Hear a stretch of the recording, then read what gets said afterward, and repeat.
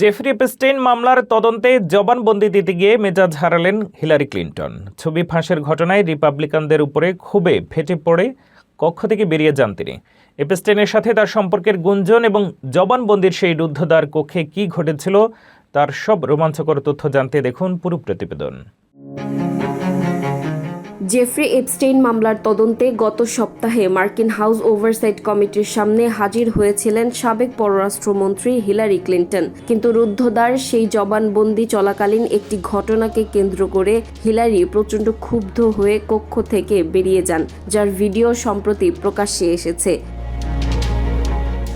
জবানবন্দি চলাকালীন রিপাবলিকান কংগ্রেস সদস্য লরেন বোবার্ট হিলারির একটি ছবি তোলেন এবং তা ডানপন্থী ইনফ্লুয়েন্সার বেনি জনসন সোশ্যাল মিডিয়ায় পোস্ট করেন। নিজের ছবি লিক হওয়ার বিষয়টি জানতে পেরে হিলারি ফেটে পড়েন। তিনি চিৎকার করে বলেন, আমি আর এক মুহূর্তও থাকবো না, আপনারা নিয়ম ভাঙলে আমি চলে যাচ্ছি।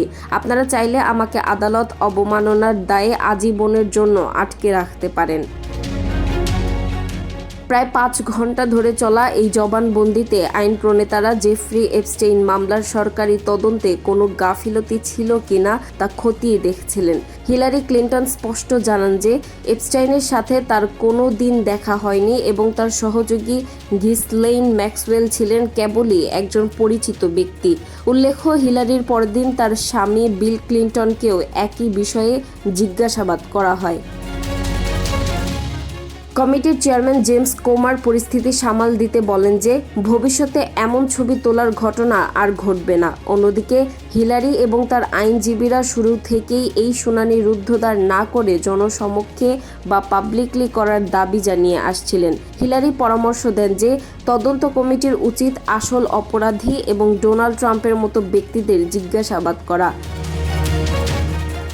এপস্টেইন মামলা নিয়ে ক্লিন্টন দম্পতির জবানবন্দি মার্কিন রাজনীতিতে নতুন করে বিতর্কের জন্ম দিয়েছে। এই ছবি লিক হওয়ার ঘটনা কি কেবলই অসতর্কতা নাকি রাজনৈতিক কোনো ষড়যন্ত্র? প্রশ্নটি এখন ওয়াশিংটনের অলিতে গলিতে।